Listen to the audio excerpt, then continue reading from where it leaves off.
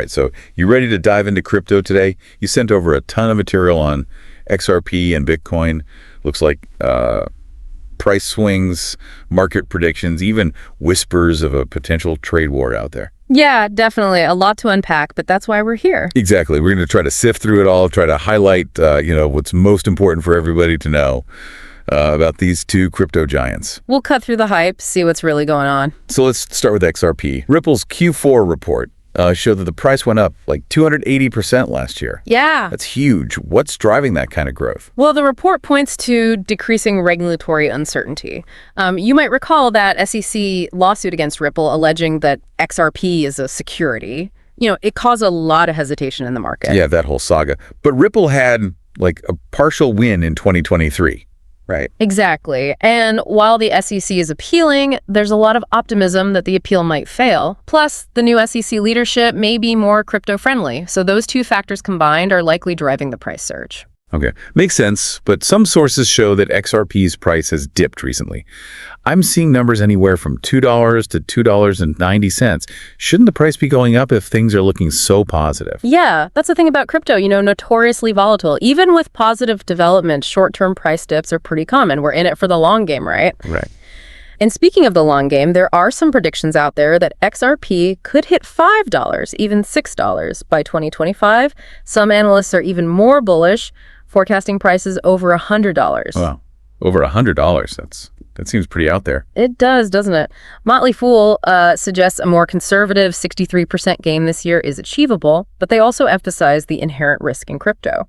Their reasoning is based on the potential for wider adoption, especially with financial institutions. Okay, so even the more grounded predictions are pretty impressive. But there's another big development impacting XRP, the potential for ETFs. Ah, yes.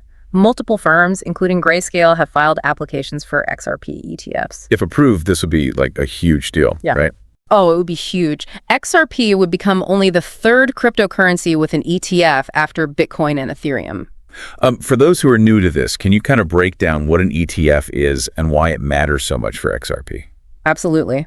An ETF, or exchange-traded fund, is basically a basket of assets, in this case XRP, that's traded on a stock exchange. So it makes it easier for institutions and everyday investors to invest in XRP without having to deal with the complexities of, directly buying and storing the cryptocurrency. So ETFs could bring like a flood of new money into XRP. Exactly. And that's why everyone's so excited about this possibility. When institutions start pouring money into an asset, the price tends to go up significantly. Makes sense. So we have the decreasing regulatory uncertainty, the potential for ETFs, and some pretty bold price predictions. But let's not forget that XRP isn't just about speculation. Right. This is actually being used for real-world applications too, right? Absolutely. XRP is designed for international payments and bridging currencies. It has some key advantages over traditional methods.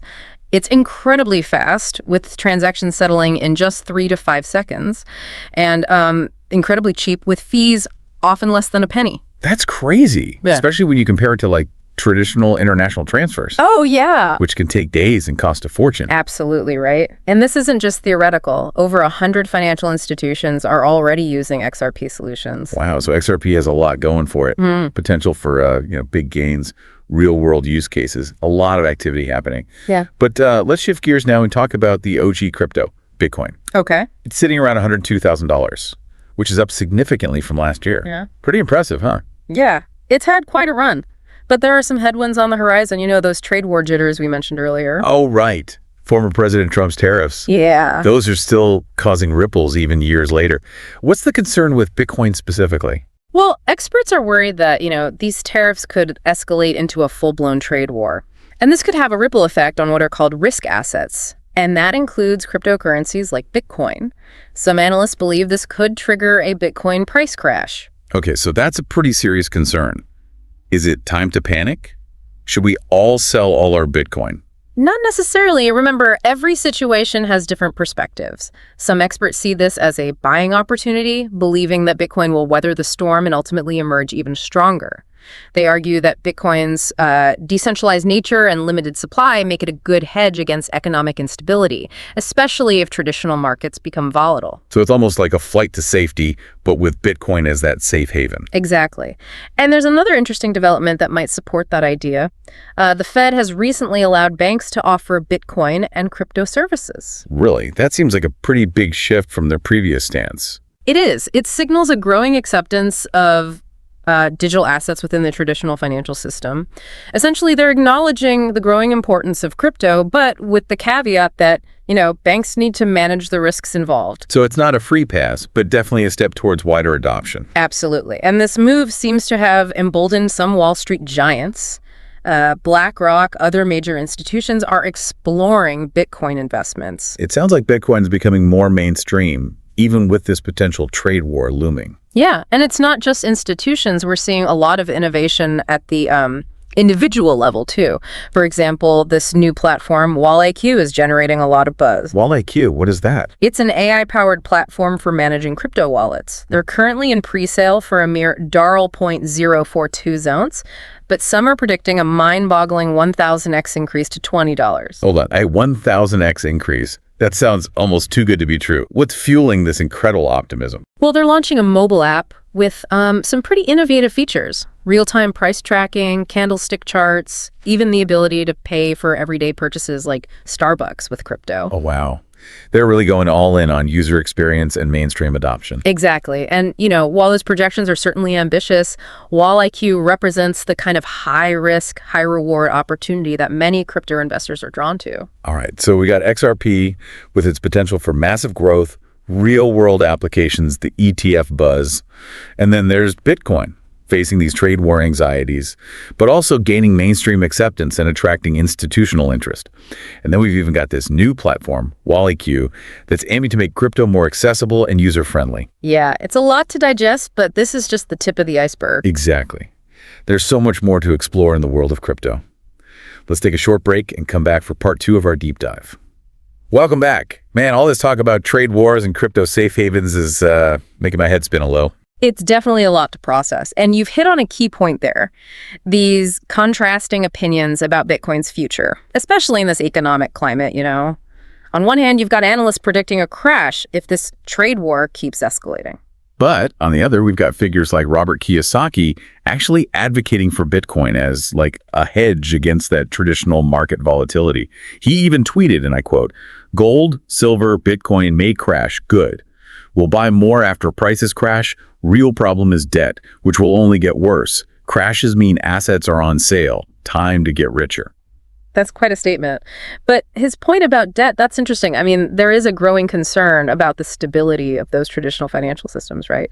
And this trade war, it could definitely, make those concerns even worse. So in a way, this trade war, disruptive as it is, it could actually accelerate the adoption of cryptocurrencies, like Bitcoin. Yeah, I mean, it's possible. If those traditional markets become more volatile, people might start looking for alternative safe havens. And Bitcoin, with that decentralized nature, limited supply, could be a really strong candidate. It's fascinating how a political event like a trade war could have such a big impact on this, crypto world. It shows just how interconnected global finance is and how these disruptive forces, whether it's, political or technological, they can really create these unexpected shifts. And speaking of global implications, let's circle back to XRP, that role it plays in international payments. Yeah, let's dive into that a little bit. I know that XRP is designed to, make cross-border transactions more streamlined, make them faster, more cost-effective. But how does that actually work in practice? Well, imagine you need to send money to, someone in another country.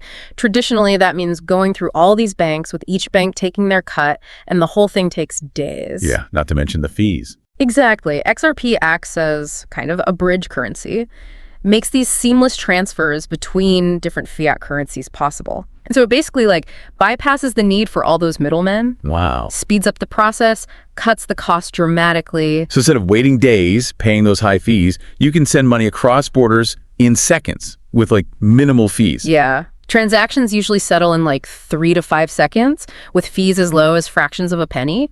I mean, it's a game changer for businesses and individuals, who need to do these international transfers. Yeah. That sounds like XRP really has the potential to revolutionize how we think about global finance. But if it's so efficient and cost-effective, why isn't it more widely used? That's the million-dollar question, right? I mean, over 100 financial institutions are already using XRP solutions, but that SEC lawsuit is still a big roadblock. Banks and other institutions are hesitant to fully embrace XRP with that legal battle still hanging over their heads. That makes sense. What if, though, the SEC appeal fails, as many are predicting?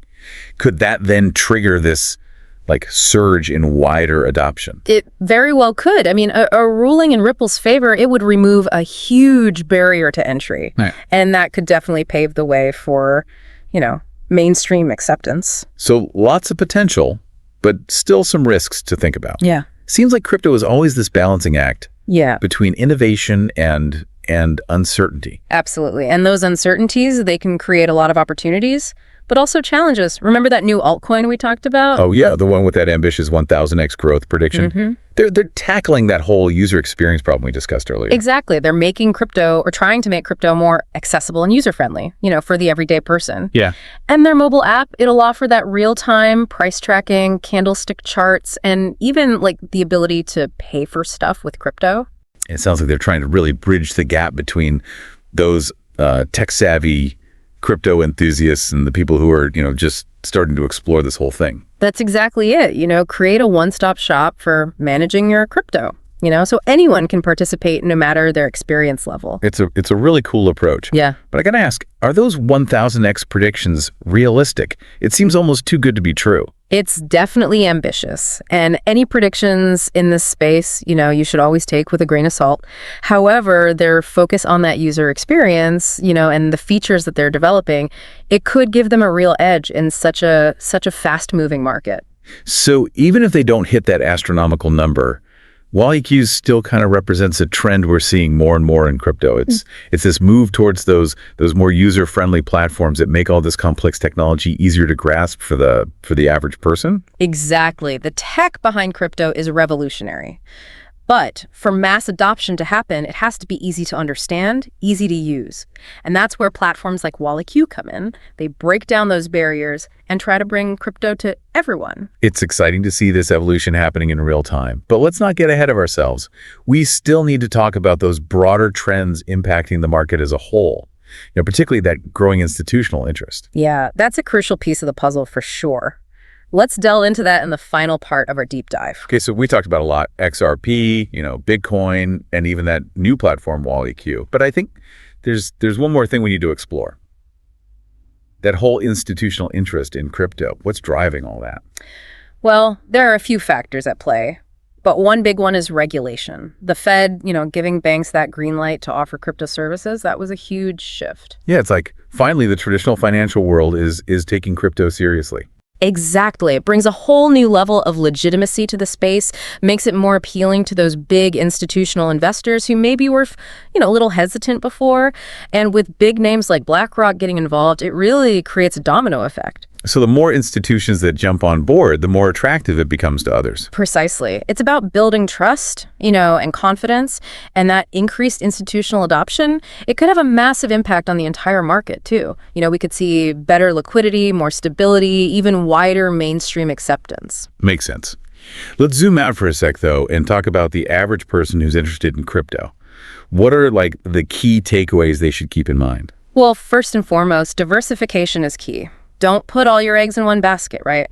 You want to spread your investments across different assets, Bitcoin, Ethereum, XRP, maybe even some promising altcoins like that WallEQ we talked about. Don't get caught up in the hype, even with those 1,000x predictions, however tempting they might sound. Yeah, exactly. And always do your homework. Don't just follow the herd. Understand the technology, the team behind a project, the risks involved.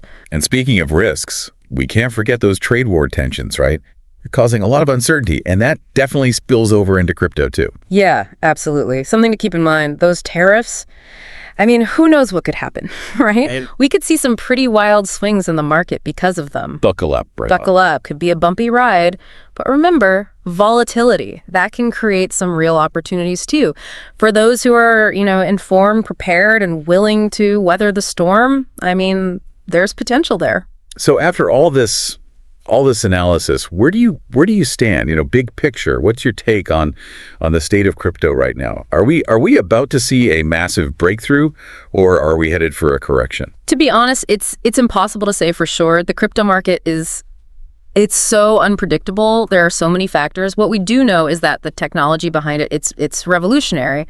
Yeah. It feels like we're still in the early days of this whole tech revolution, with new projects and ideas popping up all the time. Exactly. The potential is it's incredible. And as more institutions get involved, as awareness grows, the future's looking pretty bright. So no crystal ball predictions, but you're cautiously optimistic. I am. There will be challenges, no doubt, but the potential rewards, they're hard to ignore. Well, there you have it. Our deep dive into the world of crypto.